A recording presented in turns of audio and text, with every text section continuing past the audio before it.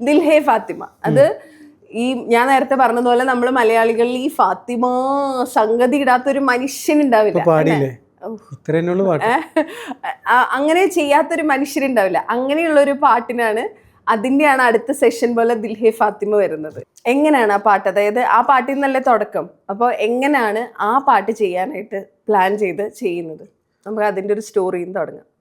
Just ആ പാട്ട് നമുക്ക് അങ്ങനെ ഒരു കൺസെപ്റ്റ് കിട്ടുന്നത് കാസർഗോഡ് കുമ്പളയെന്നാണ്. കുമ്പള, അനിൽ കുമ്പളയല്ലേ, കുമ്പള അക്കാഡമി എന്ന് പറയുന്നൊരു കോളേജ് ഉണ്ട്, എൻ്റെ കൂട്ടുകാരൻ്റെ ഖലീൽ മാഷ്. അവിടെ വർഷങ്ങളായിട്ട് പ്രോഗ്രാം നടത്തുന്നതാണ്. നമ്മളൊക്കെ അറിയപ്പെടുന്നതിന് മുൻപ് തന്നെ അവിടുത്തെ കലാകാരന്മാരാണ്. അവിടത്തേക്ക് ഓരോ വർഷം ഓരോരോ ആർട്ടിസ്റ്റുകളെ കൊണ്ടുപോകുന്നൊരു പരിപാടി എനിക്കുണ്ട്. കാരണം ആ നാട്ടിലുള്ള കുട്ടികൾക്ക് സെലിബ്രിറ്റികളെ കാണാൻ യാതൊരു മാർഗ്ഗമില്ല. അപ്പം നമ്മൾ കൊച്ചിയിൽ നിന്ന് കൊണ്ടുപോകുന്ന ആർട്ടിസ്റ്റുകളൊക്കെയാണ് അവരുടെ മമ്മൂട്ടി, മോഹൻലാൽ, ഇവിടുത്തെ പാട്ട്.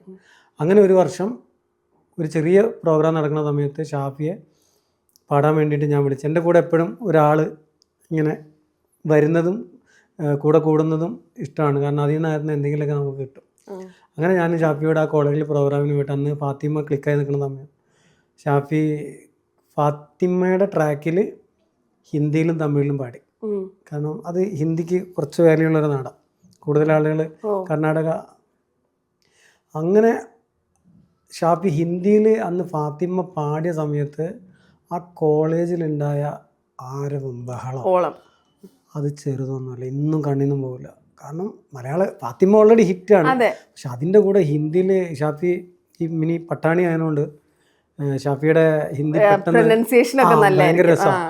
അപ്പോൾ ഇത് പാടിയ സമയത്ത് ആ സമയത്ത് തിരിച്ച് യാത്രയിലാണ് നമ്മളിങ്ങനെ പഴയ ഹിറ്റായിട്ടുള്ള മാപ്പിളപ്പാട്ടുകളും ഹിറ്റായിട്ടുള്ള ഇപ്പോഴത്തെ പാട്ടുകളും ആ സമയത്ത് ഹിറ്റായ ഫാത്തിമ ഒക്കെ കൂടെ മിക്സ് ചെയ്തിട്ട് നമുക്കൊരു, എനിക്കാണെങ്കിൽ ഈ വെസ്റ്റേൺ റൂട്ട് ഭയങ്കര ഇഷ്ടമാണ്. എപ്പോഴും പുതുമകളും എന്ത് പാട്ട് പാടുകയാണെങ്കിലും ഞാൻ എൻ്റെ ഒരു ശൈലിയിൽ പാടും, കേൾക്കും, ഒറ്റയ്ക്കിരുന്നു.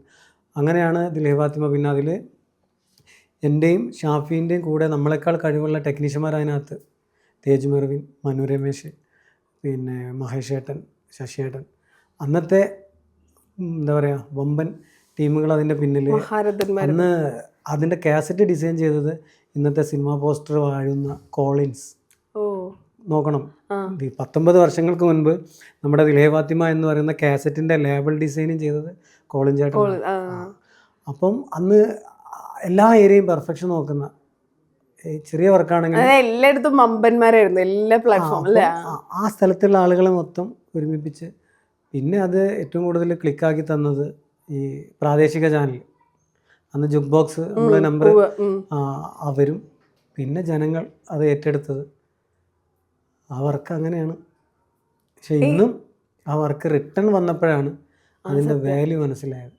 കാരണം അതിൻ്റെ ഏറ്റവും വലിയ തെളിവാണ് ഇപ്പോൾ കഴിഞ്ഞ പെരുന്നാൾക്ക് ഞാനും ഷാഫിയും താജുക്കയും ചേർന്നിട്ട് ദിൽ ഹേ ഫാത്തിമ റീലോഡഡ് എന്നുള്ള പേരിൽ നമ്മളൊരു മ്യൂസിക് ബാൻഡ് സെറ്റ് ചെയ്തിട്ട് ദുബായിൽ ഫസ്റ്റ് ഷോ ചെയ്ത്.